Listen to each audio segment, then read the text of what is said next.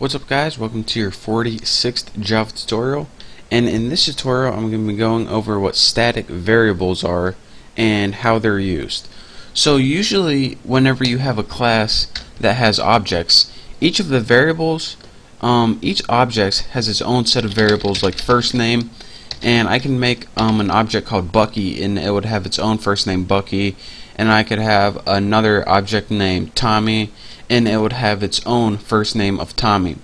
But sometimes you want all the objects to share a single variable.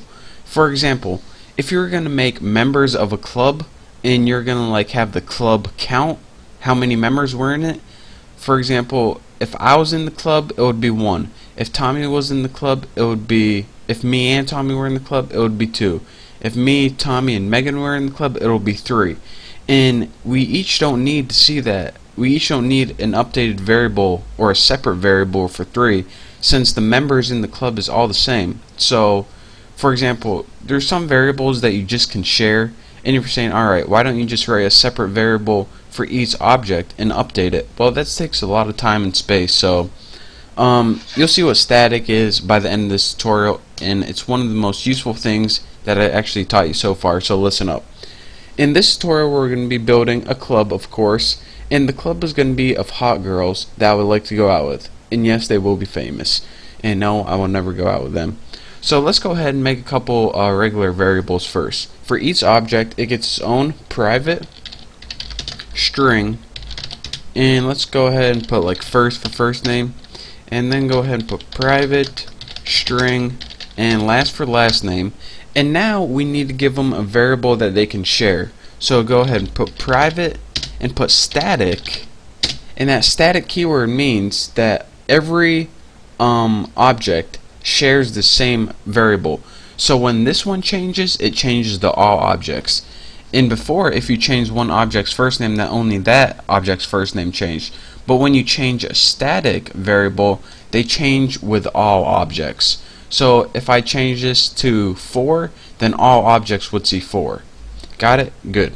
So static int, and we'll have members of our club, and we'll initialize it to 0. So without building anything, we have 0 members in our club. So next, let's go ahead and make our constructor.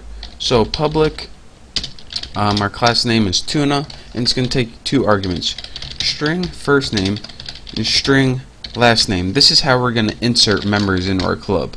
And in our constructor, just put first equals first name, last equals last name, and let's just go ahead and put something like members plus plus. So each time we add a member, it adds 1 to our members variable.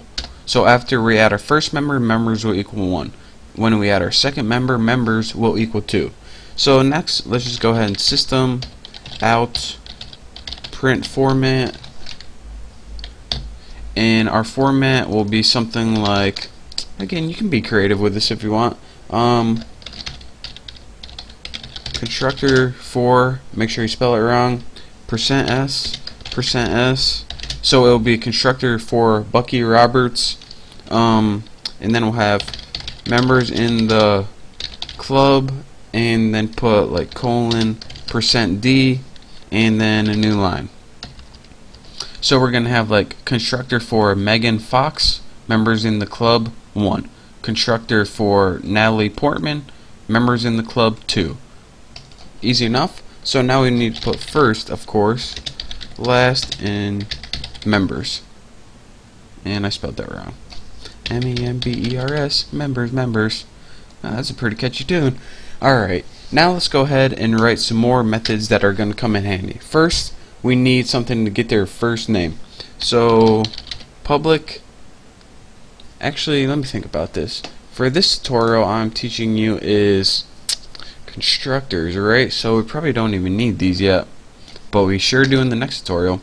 So let's go ahead and in this apples, and in our main function right here, let's go ahead and make some members. So let's go ahead and make member 1 tuna, because it's in tuna class, member 1, and we'll set it equal to new tuna, and of course it takes the arguments. Again, you can see what arguments it takes by this constructor over here, a first name and a last name. So the first name can be Megan, and the last name of girls I want to date club can be Fox. So now what we should have outputted on the screen is, well, might as well just do it. Constructor for Megan Fox and members in the club 1. Easy enough. So let's go ahead and make another one now. Tuna member 2 will make another object equals new tuna, and we'll have something like Natalie and then Portman. You don't know who she is? Definitely Google it. And let's go ahead and make one more for fun. Tuna member 3 equals new tuna, and let's see. Let's get Taylor. She can join the club too. And Swift. She is babe with a pretty voice, hottie with body, cutie with booty. Anyways, so we made 3 different objects. Each one. Well, let me run this. Show you guys that it works. Show myself that it works.